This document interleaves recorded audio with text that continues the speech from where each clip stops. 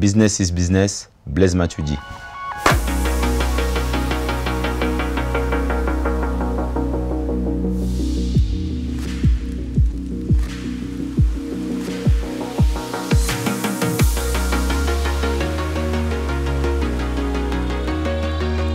On a commencé à investir dans l'immobilier très jeune parce que je me souviens d'une phrase d'un président quand j'étais à l'Estac qui me disait Blaise, là tu viens de signer ton premier contrat pro mais le plus dur arrive et donc pense à bien gérer ton argent et surtout fais attention à ce qu'il y a autour de toi et du coup la première des choses c'est d'investir dans la pierre.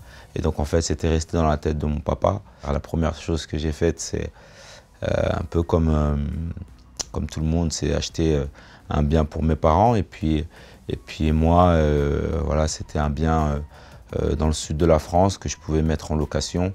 Ensuite et quand je suis arrivé en Italie, par la suite m'est venu voilà, j'ai franchi le pas d'investir dans du risque, mais parce que je me disais j'ai aujourd'hui assez de sécurité pour pouvoir prendre du risque, mais qui peut me rapporter, pourquoi pas, quelque chose de bien. Mais c'était vraiment, c'était pas essentiellement, c'était pas de l'argent, c'était vraiment de se dire, ben, je vais m'ouvrir l'esprit, je vais avoir une autre idée, une autre pensée de ce que c'est le monde extérieur en fait. Parce que c'est vrai que dans le football, on est notamment en Europe, on est dans notre bulle.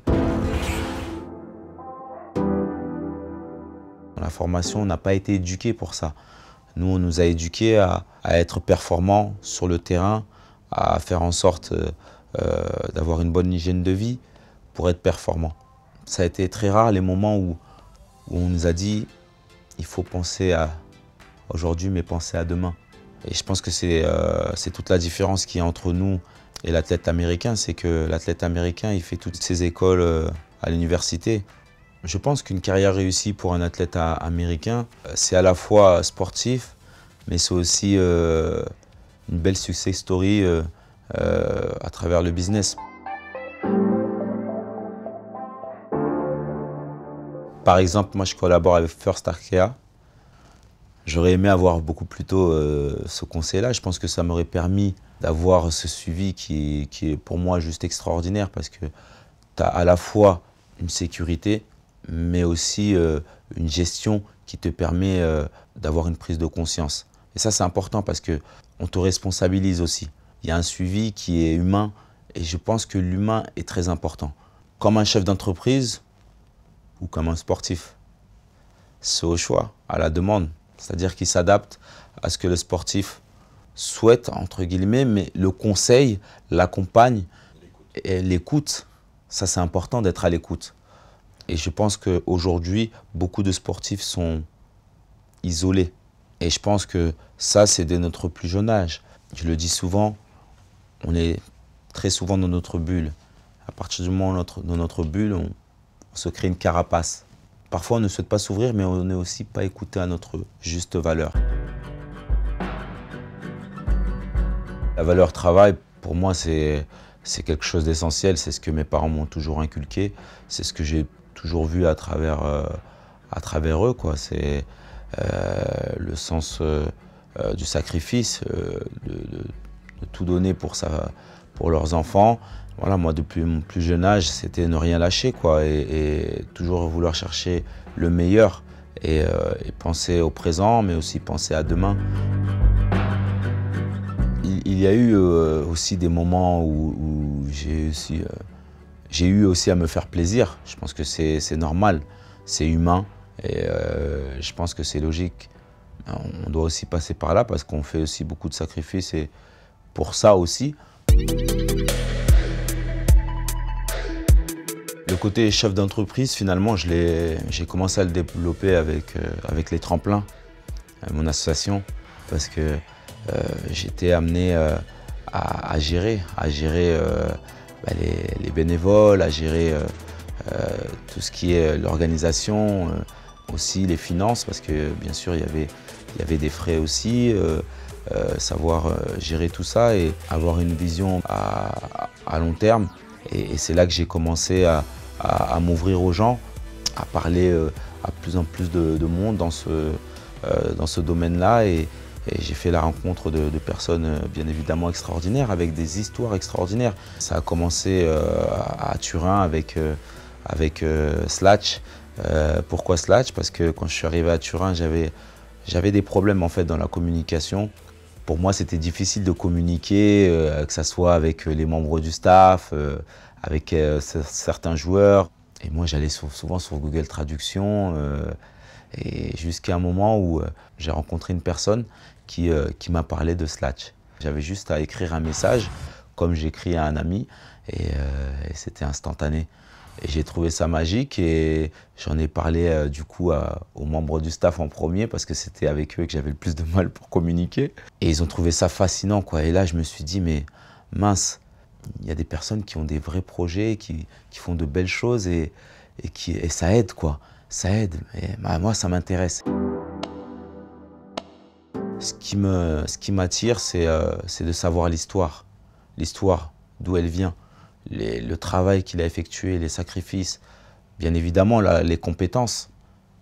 Et au final, quand tu fais la comparaison, ça fait la paire en fait avec le monde du sport.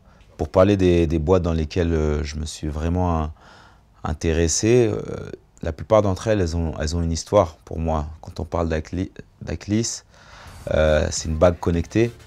Moi, j'avais pour habitude de perdre et d'oublier toujours tout. Parfois, pour aller payer, je vais oublier mon portefeuille. Parfois, pour aller dans ma voiture, j'ai un problème avec mon trousseau de clés. En fait, la bague connectée, on a tout à l'intérieur, en fait. Donc ma bague, j'ai juste à la mettre au doigt et puis c'est fait, quoi. Après, on ne gagne pas tous les jours quand on investit. C'est du risque, bien évidemment. Moi, par exemple, quand j'étais à Paris, je suis rentré dans une boîte de téléphone. Et donc j'ai organisé un événement et puis ça n'a pas fonctionné. Mais après, j'ai su repartir et de me dire que c'est pas grave. Et au final, ça ne m'a pas heurté plus que ça, parce que j'ai beaucoup appris. On apprend aussi de ses erreurs. C'est comme dans le sport. Le plus important, c'est de savoir se relever et bien se relever. Et c'est pour ça que la prise de risque, elle doit se faire tout en ayant conscience qu'on a la sécurité et qu'on est capable derrière de rebondir quoi qu'il arrive.